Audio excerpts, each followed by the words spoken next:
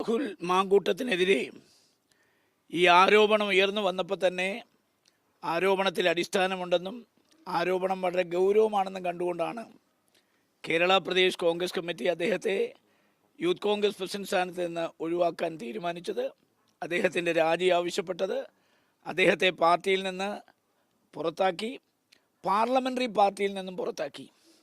അപ്പോൾ സമാനതകളില്ലാത്ത ഒരു തീരുമാനമാണ് കേരള പ്രദേശ് കോൺഗ്രസ് കമ്മിറ്റിയും പ്രതിപക്ഷ നേതാവും കൈക്കൊണ്ടത്.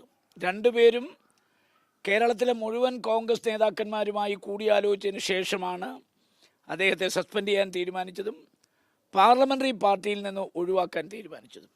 പക്ഷേ അതിനുശേഷം വടി കൊടുത്ത് രാഹുൽ മാങ്കൂട്ടത്തിൽ അടി വാങ്ങിക്കുകയായിരുന്നു. കാരണം പാർട്ടി സ്വീകരിച്ച ആ അച്ചടക്ക നടപടി ശിരസാ വഹിച്ചുകൊണ്ട് പാർട്ടിയുടെ വേദികളിൽ നിന്ന് ഒഴിഞ്ഞു നിൽക്കേണ്ട ഉത്തരവാദിത്വം അദ്ദേഹത്തിനാണുള്ളത്. പാർലമെൻ്ററി പാർട്ടി അദ്ദേഹത്തെ പുറത്താക്കിയ സ്ഥിതിക്ക് നിയമസഭാ സമ്മേളനത്തിൽ പാർലമെൻ്ററി പാർട്ടി നേതാവിനെ വെല്ലുവിളിച്ചുകൊണ്ട് ആ സമ്മേളനത്തിൽ പങ്കെടുക്കാൻ തയ്യാറായത് അദ്ദേഹം ഈ നടപടികളെ അംഗീകരിക്കുന്നില്ല, ഈ നടപടികളെ വെല്ലുവിളിക്കുന്നു എന്നുള്ളതിൻ്റെ സൂചനയാണ് നൽകിയത്. അദ്ദേഹം അസംബ്ലിയിൽ ഒരിക്കലും വരാൻ പാടില്ലായിരുന്നു.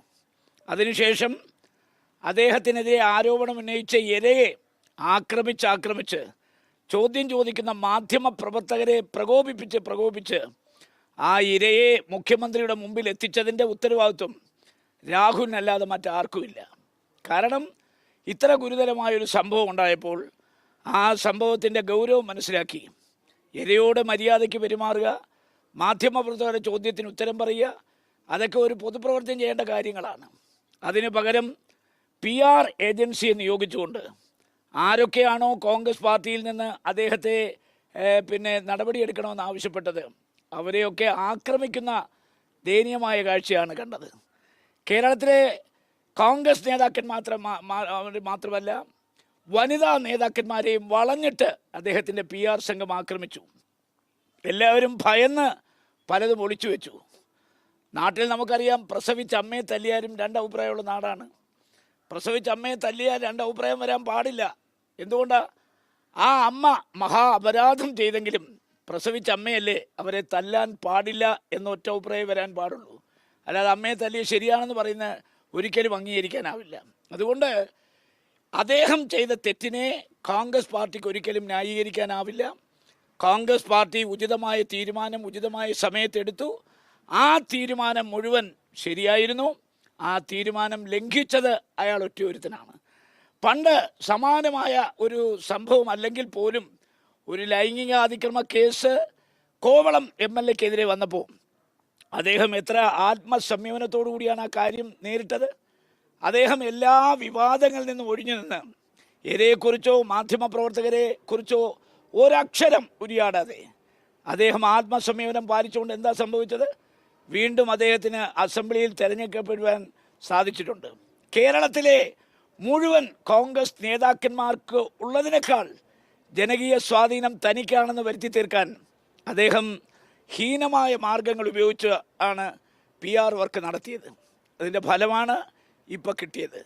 കേരളത്തിലെ കോൺഗ്രസ് പാർട്ടിക്ക് ഒരു ധാർമ്മികതയുണ്ട്. ആ ധാർമ്മിക മൂല്യങ്ങളെ മാനിക്കുന്ന ആർക്കും അയാൾ ചെയ്ത പ്രവൃത്തിയോട് ഒരിക്കലും യോജിക്കാനാവില്ല. നിയമം നിയമത്തിൻ്റെ വഴിക്ക് പോകുന്നു.